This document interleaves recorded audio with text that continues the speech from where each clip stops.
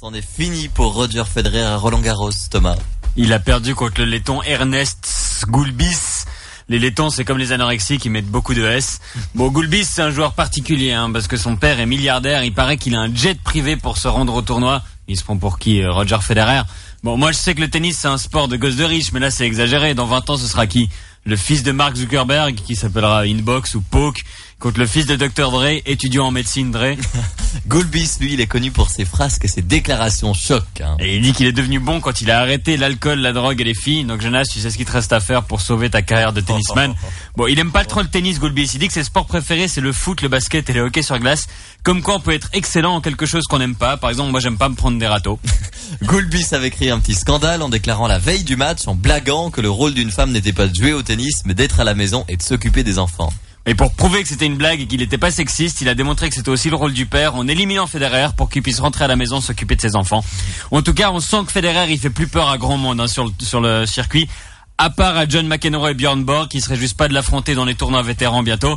En fait, depuis qu'il a 4 enfants, Federer, il connaît l'importance de l'éducation. Il a rendu service à tous les étudiants de Suisse en se faisant éliminer rapidement cette période de révision d'examen. Bon. Et puis alors, il y a plus de Suisse, maintenant, à Roland-Garros. Bon, selon l'administration fédérale des impôts, il y a encore Tsonga et mon fils. Enfin, plus que mon fils, parce que Tsonga, il a perdu hier contre Djokovic en 1h30. Tsonga, c'est le chouchou des organisateurs. Quand ils sont un peu à la bourre, il les aide à tenir le timing.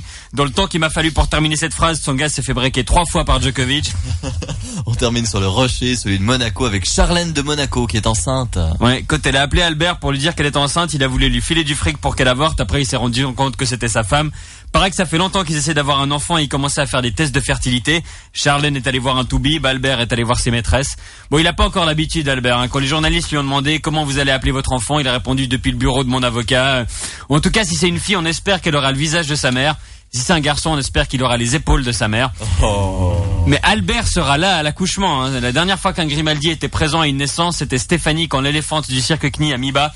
Mais je pense qu'Albert, il va réagir bizarrement à la maternité quand il va voir que l'enfant est pas café au lait, il va pas croire que c'est le sien. Bah, apparemment, ce serait des jumeaux. Ouais, il devait être tout étonné d'apprendre qu'on pouvait avoir 2 enfants d'un coup avec la même femme.